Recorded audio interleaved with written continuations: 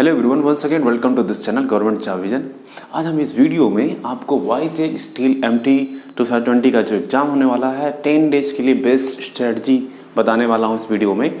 इस वीडियो में मैं आपको कैसे नॉन टेक्निकल सेक्शन को कवर करना चाहिए, कैसे कौन सा नॉन टेक्निकल सेक्शन अभी आपको ज़्यादा इम्पॉर्टेंट है और कौन सेक्शन को किस सेक्शन को ज़्यादा इम्पोर्टेंस देनी है और अभी किसको कैसे तैयार करना, सारा डिटेल मैं इस वीडियो में आपको बताऊंगा।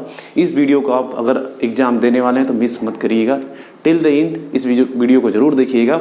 मैं आपको 10 दिन में कैसे पढ़ना है कि आपका 1 ईयर का अगर हम मिलाएं तो वो कवर करे आपका सिलेबस। तो हमको ये सोच के पढ़ना है कि मुझे 10 दिन में 10 डेज़ में ऐसे पढ़ना है जितना कि 1 ईयर में कोई कंप्लीट ना कर पाए, ठीक है। ये भी होना चाहिए और उस वे को करने के लिए एक बेस्ट स्ट्रेटजी के साथ ही हमको उसको प्लानिंग के साथ ही इसको हम कर सकते हैं। तो वह चीज़ हम इस वीडियो में आज हम डिस्कस करेंगे। तो चलिए देखते हैं।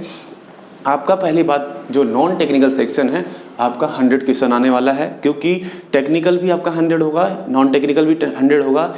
टेक्निकल सबके तैयार हैं, आपको वनली उसमें रिवीजन करना है, रिवीजन करके, क्योंकि उसमें आपको स्कोर अच्छा ही करना होगा, क्योंकि सारे टेक्निकल जो स्टूडेंट होंगे सारे अच्छे करेंगे वहाँ पे।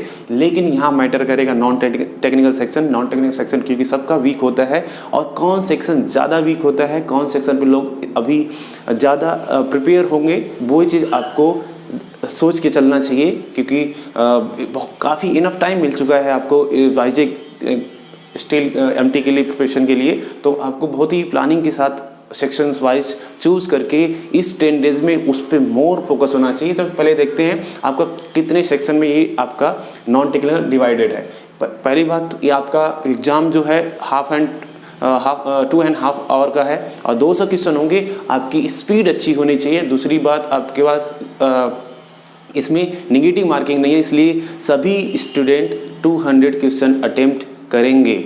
आपको भी करना है, लेकिन आपकी करेक्ट करने की प्रोबेबिलिटी मैक्सिमम लेके चलना है। वे करेक्टनेस की जो आपकी प्रोबेबिलिटी होगी वो डिफाइन करेगी नॉन टेक्निकल सेक्शन।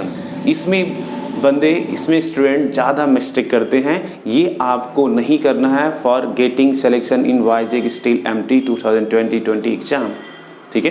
तो ये कैसे होगा मैं आपको उस पर आप डिस्कस करके बताता हूँ, ठीक है। तो स्टार्ट करते हैं। आपका ये जो सेक्शन है आपका 4 पार्ट में डिवाइडेड है। जनरल अवेयरनेस में, जिसको जीके बोला जाएगा, और जिसमें 25 क्वेश्चंस इसके होंगे, 25 क्वेश्चंस होंगे।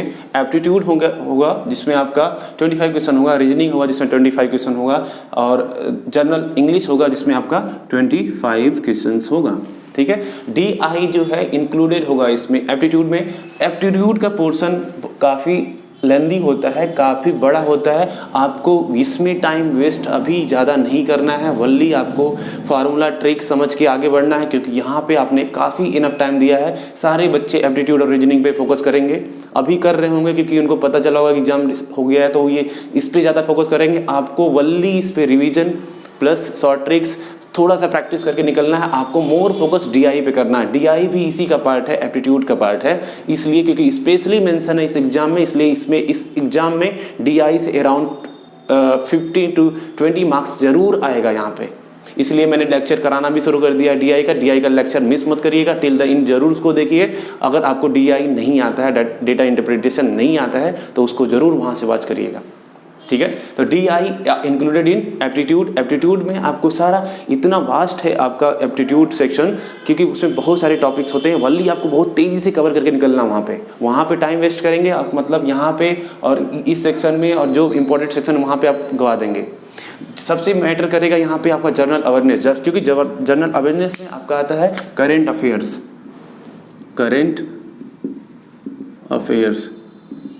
ठीक है। करंट अफेयर्स आएगा, लेकिन अगर आपको करंट अफेयर्स पता नहीं होगा आप रॉन्ग टिक करके आएंगे। इसलिए आपको करंट अफेयर्स के सारे क्वेश्चंस आने चाहिए। क्योंकि यही आपके मार्क्स को हाई लेवल पे लेके जाएगा। क्योंकि सभी क्वेश्चन अटेम्प्ट करने, चाहे किसी को क्वेश्चन आएगा या नहीं आएगा, वे टिक गेस करके आएगा जरूर पेपर में, 200 क्वेश्चन अटेम्प्ट करेगा, लेकिन आपको गेस नहीं करना है, यहाँ पे सही टिक करके आना है if you want to get selection in Vizag. ठीक है, समझ में आ रहा है? करेंट अफेयर से क्वेश्चन आपको आपसे गलत नहीं होने चाहिए, अराउंड 95% आपका करेक्ट होना चाहिए इसमें, not below 50 for getting selection in Vizag. ठीक है, तो यहाँ पे आपको क्या क्या करना है, 1 ईयर का मोस्ट इंपॉर्टेंट पहले आपका रैपअप लेना है, जो आपका करंट अफेयर्स है, क्योंकि अभी आप मंथली वाइज स्टार्ट करेंगे तो आप अराउंड 10 डेज बचा है, आप 2-3 मंथ्स में आपका टाइम वेस्ट हो जाएगा, इसलिए आप 1 ईयर का रैपअप लीजिए मोस्ट इंपॉर्टेंट, जो कि हम आपको इस चैनल पर करा रहे हैं। ठीक है, फिर उसके बाद आपको जाना मंथली वाइज, जो आपका बचा रह गया या जो कुछ छूटा रह गया उसके बाद आपको उसका रैपअप लेना है। इससे क्या होगा, आपका जो 1 ईयर का मोस्ट इंपॉर्टेंट है मिस नहीं होगा और आप 1 ईयर का करंट अफेयर्स रिकवर कर लेंगे, उसके बाद आप कुछ बचा हुआ पार्ट को भी टच कर लेंगे। इससे आपका कॉन्फिडेंस बिल्डअप हो जाएगा तुरंत, और आपके क्वेश्चंस मैक्सिमम टू मैक्सिमम सही होंगे करंट अफेयर्स के। ठीक है, तो ये चीज़ आपका बहुत इंपॉर्टेंट करता है करंट अफेयर्स। उसके बाद जो दूसरा सेक्शन है आपका डीआई आप मिस मत करिए, जितना हो सके उतना डीआई पे प्रैक्टिस करिए। डीआई में 4 सेक्शन डिवाइडेड है, 4 टाइप्स में डिवाइडेड है। अभी पाई चार्ट मैंने करा दिया है, पाई चार्ट का एक लेक्चर और करा दूंगा। उसके बाद ग्राफ, जो आपका graph table and bar diagram है, उसमें बार डायग्राम इंपॉर्टेंट होगा, उसका भी मैं 1-2 लेक्चर में कंप्लीट पूरा करा दूंगा। वहाँ से 3-4 लेक्चर आपके लिए सफिशियंट है, अगर आपने कर लिया तो यहाँ से 15 मार्क्स आपको कोई नहीं रोक सकता है। इसको आपको मिस नहीं करना चाहिए, ये आपका इंक्लूडेड है एप्टीट्यूड में। तो आपका एप्टीट्यूड सेक्शन कितना वास्ट होता है, percentage, speed and time and work, speed, pipe and system, बहुत सारे टॉपिक इसमें आ जाते हैं। भले आपको फार्मूले देखने हैं, जो मैंने ट्रिक्स कराए हैं एप्टीट्यूड के, आप प्लेलिस्ट जाके चेक कर सकते, उतने इंपॉर्टेंट है आपके एग्जाम, बस उतना करिए और उस पर थोड़ा प्रैक्टिस करिए। जरूरी नहीं है कि जो अगर क्वेश्चन आए तो आपके पास टाइम रहेगा और उतना लेंथी क्वेश्चन सॉल्व कर पाओ। आपको फास्ट जितना हो सके जल्दी से जल्दी करके क्वेश्चन को निकलना है, क्योंकि आपके पास टाइम बहुत ही कम है, 2.5 घंटे बहुत ही कम होते हैं 200 क्वेश्चन अटेम्प्ट कर। जब आप अटेम्प्ट करना शुरू करेंगे 100 क्वेश्चन में आपका टाइम पहुंच जाएगा अराउंड मोर देन 1 आवर्स। ठीक है, तो आपको यहाँ पे स्पीड मैटर करता है, स्पीड को साथ एक्यूरेसी को आपको मेंटेन करना है फॉर गेटिंग सिलेक्शन इन वाईजेक। यही आपकी स्ट्रेटजी होनी चाहिए। अभी 10 डेज के लिए आपको वल्ली जो आपका सेक्शन है ये करेंट अफेयर्स का और डीआई का मेजर फोकस करिए। मेजर इस सेक्शन पे मेजर टू आपका फोकस होना चाहिए। मैक्सिमम रिवीजन, मैक्सिमम टाइम इस पर दीजिए। एप्टीट्यूड को आपको वल्ली रिवीजन पर्पज से थोड़ा सा 1 आवर्स वल्ली प्रैक्टिस के लीजिए। एप्टीट्यूड और रीजनिंग को मत छोड़िएगा, रीजनिंग बहुत स्कोरिंग होती है। क्यों? क्योंकि रीजनिंग क्वेश्चन बहुत ही सिंपल होते हैं, वल्ली आपको ज़्यादा दिमाग लगाने की जरूरत नहीं होती है, बस प्रैक्टिस मैटर करता है। यहाँ पे प्रैक्टिस रहेगी तुरंत क्वेश्चन सॉल्व हो जाएगा।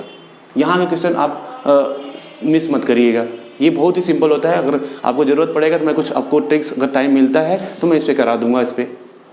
ठीक है, लेकिन आपका जो सीक्वेंस होना चाहिए अटेम्प्ट कर आपका तैयारी का, आप करंट अफेयर्स रखिए फर्स्ट प्रायोरिटी पे, दूसरे प्रायोरिटी पे ये आपका डीआई, तीसरे पे प्रायोरिटी पे आप रखिए रीजनिंग को।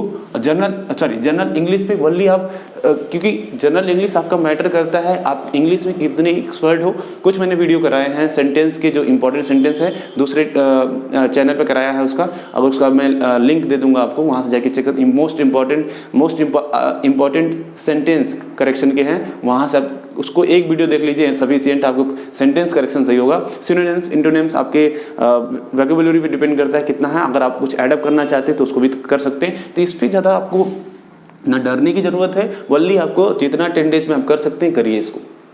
1 डेज में आपको 1 आवर्स, 1.5 आवर्स या 2 आवर्स इसको दीजिए रिवीजन के लिए। आपको इस 10 डेज में ऐसे पढ़ना है जैसे कोई 1 साल में भी न पढ़ पाए। इस 10 डेज को ऐसे यूटिलाइज करना है बेस्ट वे से। यही एक आपका सही तरीका होगा उसको अच्छे मार्क्स अचीव करने का। ठीक है। तो आपको जनरल इंग्लिश से डरना नहीं है, बस लिए आपको जितना हो सका आपने किया है उसको रिवीजन कीजिए और आगे एडअप कीजिए। बहुत सेलेक्टिव पढ़ना है इसमें, क्योंकि वो आपके मेंटल नॉलेज पे डिपेंड करता है कि आपके पास कितने वैकेबुलरी आपकी स्ट्रांग है और कितना इंग्लिश में आपको ग्रामर आपका स्ट्रांग है। ठीक है। तो ये आपका यहाँ से इस पर उतना आपको वो नहीं डरना नहीं है। इस यहाँ से आपको जो मेजर फोकस करना है आपका current affairs, DI and reasoning, और जनरल अवेयरनेस से बहुत सारा पार्ट होता है, history, polity, geography etcetera, economics. ये सेक्शन आपको अब इतने टाइम मैंने आपको मिला है, तो इसमें आपको वनली रिवीजन पार्ट है। अगर कुछ और ऐड हो सकता है तो वनली ऐड कीजिए, क्योंकि यहाँ से इतना वास्ट एरिया ही है, पता नहीं है कि कहाँ से क्वेश्चन आएगा एग्जाम में, तो कुछ भी हो सकता है। तो वनली आपको रिवीजन पर्पज से रखिए, उसको रिवाइज करते रहिए। पॉलिटी का मैंने कराया है सेक्शन, वहाँ से मैंने उसका PDF भी अवेलेबल कराया है टेलीग्राम पे, तो वहाँ पे आप जाके उसको देखिए वहाँ से। और दूसरी बात हिस्ट्री की मैंने टेलीग्राम पे शेयर की है, वहाँ से आप जाके उसको रिवाइज, बहुत सेलेक्टिव है, उतना ही पढ़ने की ज़रूरत है, वरना आप टाइम वेस्ट करेंगे उसको तैयार करने। पॉलिटी, हिस्ट्री, ज्योग्राफी इतना वास्ट एरिया है, क्वेश्चन कहीं से भी आ सकता है, ज़रूरी नहीं कि आपको पता ही हो पढ़ने के बावजूद। लेकिन करंट अफेयर्स आपने रैपअप कर लिया मोस्ट इम्पॉर्टेंट, और उसके बाद मंथली वाइज पक्का डेफिनेटली 95% आप करेक्ट करके आओगे। तो यही आपका मार्क्स को इंक्रीज करेगा। आप जीके में कम्पिटिट नहीं कर पाएंगे उतना, सभी बच्चे अटेम्प्ट करेंगे वो, क्योंकि नेगेटिव मार्किंग नहीं है, वो सभी क्वेश्चन अटेम्प्ट करेंगे, उनके लगभग कुछ क्वेश्चन गलत होंगे, कुछ क्वेश्चन सही भी होंगे। लेकिन यहाँ पे अपने करंट अफेयर्स पे करेक्टनेस रख ली, तो इसका मतलब आपने अपने मार्क्स को उन बच्चों स्टूडेंट के मार्क्स से काफ़ी ऊपर लेके चले गए, वो आपको कम्पिटिट ही नहीं कर पाएंगे। ठीक है, बात समझ में आ रही है आपको? तो आपको करंट अफेयर से मेजर फोकस करना है। आपको जो भी इंपॉर्टेंट आपका इस चैनल पे मिल रहा है, आपका मैं 10 डेज के पहले कंप्लीट करा दूंगा, मोस्ट इंपॉर्टेंट 1 ईयर का, आप वहाँ से कर सकते हैं। अगर और भी कोई आपके पास मटेरियल है, आप पढ़ रहे हैं, तो उसको ज़रूर कीजिए, ये आपका मोस्ट इंपॉर्टेंट, इसे मिस मत करिएगा। ठीक है। उसके बाद DI पे प्रैक्टिस कीजिए। DI आपका स्पेशली मेंशन है इस एग्जाम में, इसलिए एप्टीट्यूड में मोस्ट क्वेश्चंस DI से होंगे। उसके बाद और भी कोई सेक्शन होंगे, बहुत इजी सेक्शन हो, आप उसको कर सकते हैं। हो सकता है डिफ़िकल्ट बन गया तो आपको एप्टीट्यूड में उतना टाइम नहीं देना है। मैं प्रेफरेंस ही बताऊंगा कि आपको किस प्रेफरेंस में नॉन टेक्निकल अटेम्प्ट करना चाहिए। ठीक है। जब आपका टेक्निकल सेक्शन कंप्लीट हो जाए, ठीक है, टेक्निकल सेक्शन पहले कंप्लीट करिएगा, क्योंकि वो आपका कॉन्फिडेंस को बिल्डअप करेगा। नॉन टेक्निकल सेक्शन बाद में आपका सेकेंड हाफ में आएगा, तो आप पहले एप्टीट्यूड सेक्शन में जाइएगा। अगर एप्टीट्यूड सेक्शन में जा रहे हैं तो वही क्वेश्चन कीजिएगा जो आपको 100% आते हैं, और स्किप करके छोड़ते जाइएगा।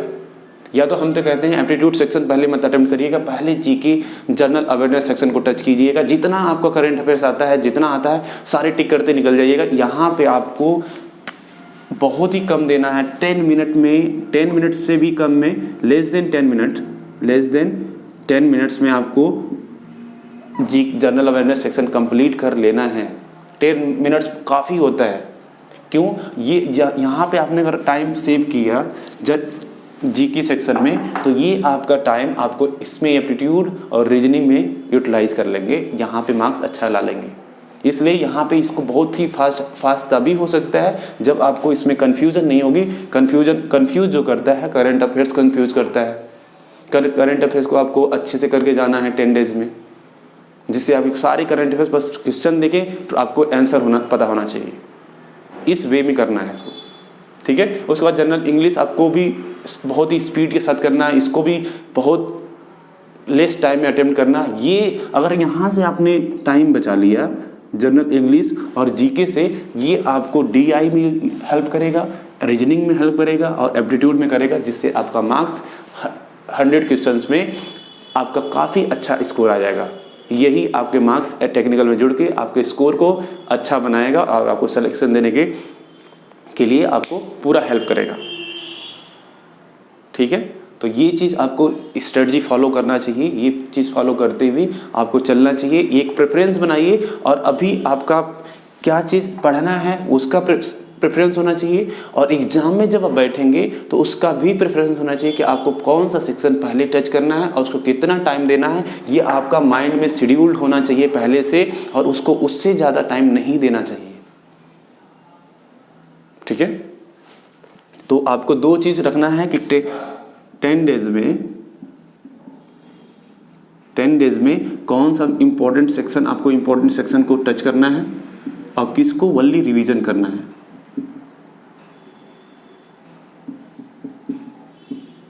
ठीक है, तो ये चीज़ है, आपको मैंने बता दिया कि आपको कौन सा सेक्शन पे ज़्यादा टाइम इस समय देना चाहिए नॉन टेक्निकल में, और टेक्निकल वनली रिवाइज कीजिए। इनफ 10 डेज इनफ, आपको बहुत सारा टाइम मिल चुका है, आप उसमें प्रिपरेशन में आप टाइम मत गवाइए। जो भी आपने किया है बस उसको रिवाइज 10 डेज में वनली रिवाइज।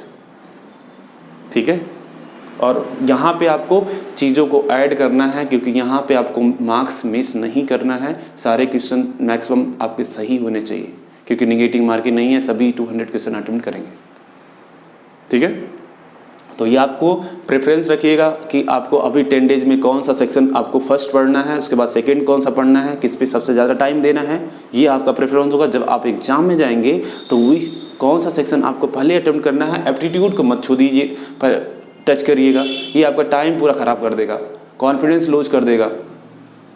इसलिए मेरा यही सजेशन है, पहले जीके सेक्शन को टच करिएगा within less than 10 minutes only. यहाँ से आप मैक्सिमम 5 मिनट में करो और अच्छी बात है। यहाँ से जितना आप टाइम चुरा लेंगे वो यूटिलाइज करेंगे आप रीजनिंग और एप्टीट्यूड और रीजनिंग और डीआई में।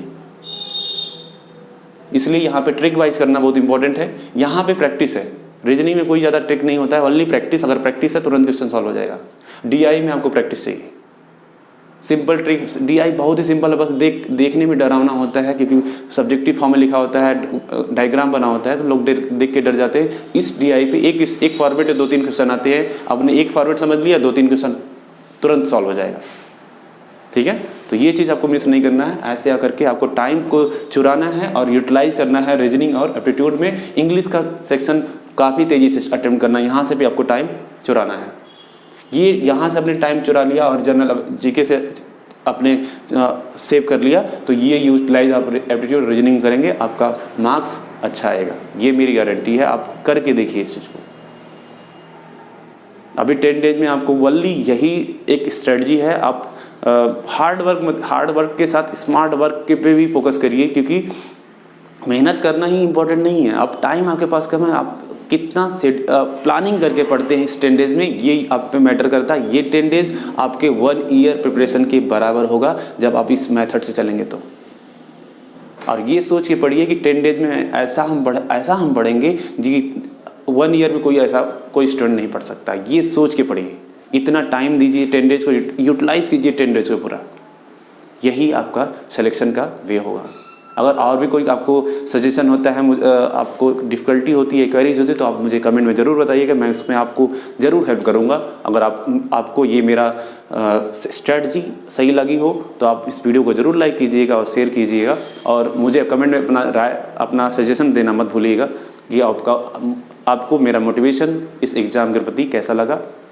तो मिलते हैं नेक्स्ट वीडियो में। जय हिंद।